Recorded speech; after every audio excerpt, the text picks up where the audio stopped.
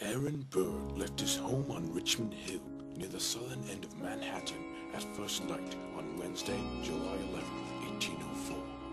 Although he slept that night on his couch and in his clothes, the Vice President of the United States was a lifelong disciple of Lord Chesterfield's maxim that a gentleman was free to do anything he pleased as long as he did it with style.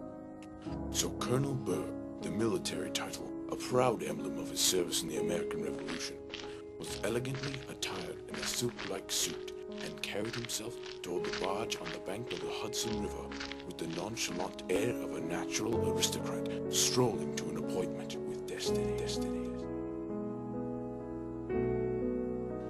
Meanwhile, just north of Richmond Hill, near present-day Wall Street, Hamilton was boarding a small skiff with two oarsmen, his physician, Dr. David Hosack, and his one loyal associate, Nathaniel Pendleton. Like Burr, Hamilton was properly attired and also carried himself with a similar air of gentlemanly diffidence. He also carried a military title, thus outranking Burr with his honorary designation as General Hamilton, based on his last appointment, that of an Inspector General of the new army in 1799. On that day, July 11, 1804, the paths of these two founding brothers crossed at the plains of Weehawken, New Jersey, in accord with the customs of the code Duello, where they exchanged pistol shots at 10 paces in what is considered to be the most influential duel in American history.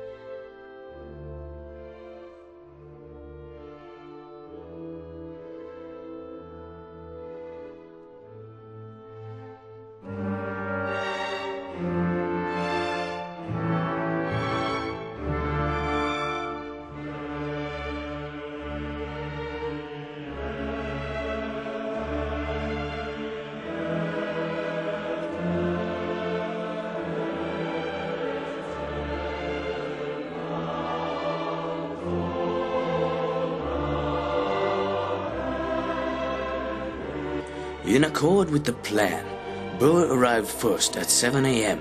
and began by clearing away any obstructions to the path, including rocks and brush.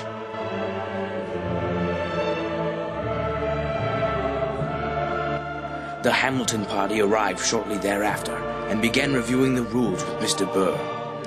There was a certain code to be followed that ensured no legal liability, and for these reasons it was not considered a duel, but an interview. Hamilton had the choice of weapons because he had been challenged. He had selected a pair of pistols custom built for his wealthy brother-in-law. These pistols had a special device named a hair trigger, which reduced the gun's trigger pull from 20 to 1 pound of pressure. Hamilton knew about the trigger, but Burr did not. Pendleton and Van Ness loaded the pistols, which took a large 54 caliber ball, and Pendleton quietly asked Hamilton if he wanted the hair trigger set, in which Hamilton responded, "Not at this time."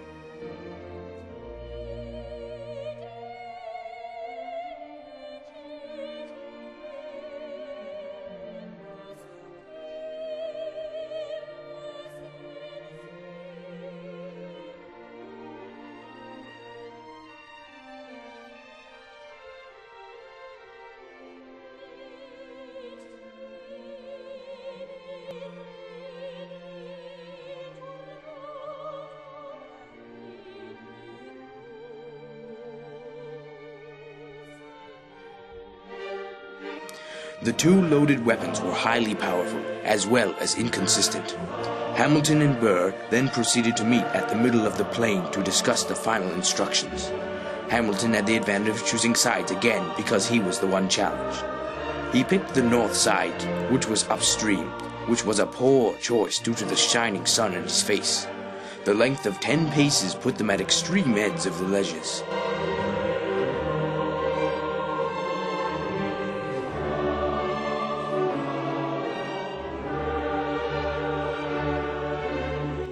Two shots had been fired, one of which struck Mr. Hamilton on his right side, creating a wound just above his right hip. The .54 caliber ball fractured his ribcage and ricocheted off the rib and into his liver and diaphragm. The shot that was intended not to be fatal turned out to be damaging to Hamilton's internals to the point of fatality. Burr seemed surprised and regretful at the outcome of his shot, and was stopped by Van Ness as he attempted to move towards the fallen Hamilton. He ushered him away to his boat again to keep the true legal deniability motive. It is agreed, however, that there were 2 shots fired and not 1. Hamilton did not save his shot but instead wasted it. He aimed high and right of Burr. However, Burr did not know this and he waited for the smoke to clear and then took the fatal aim against Hamilton. Dr. Hosack rushed to the quivering body to realize the seriousness of the wound. There was nothing that could be done.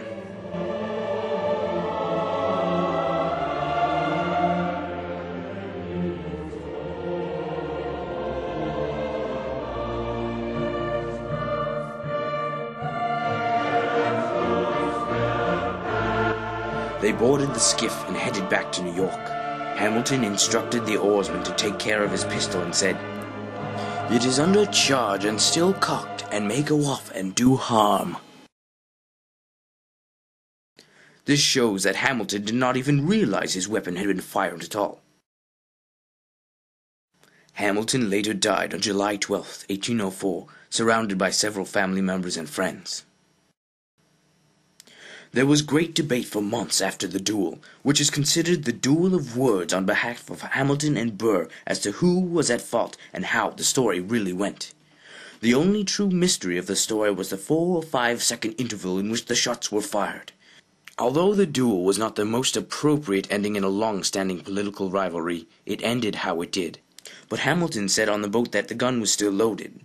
We know he fired because Van Ness claimed to have gone back and found a severed branch from a tree in the woods about 12 feet high and 4 feet to the right where Burr had been standing. So Hamilton had indeed wasted his shot, and his claim of not having shot can be attributed to a state of shock and semi-consciousness. The duel between Alexander Hamilton and Aaron Burr was the result of a personal and political disagreement. The result at Weehawken was not the intent of the 2 political opponents. Hamilton did not wish to kill Burr, and Burr did not intend to kill Hamilton. It was simply that Burr went out of frustration and Hamilton went out of insecurity. Instinct and basic overpowering of human emotion took over in the most important seconds of the duel. Both Hamilton and Burr will always be remembered for their contributions to the United States as founding brothers, and for that faithful day on July 11th, 1804.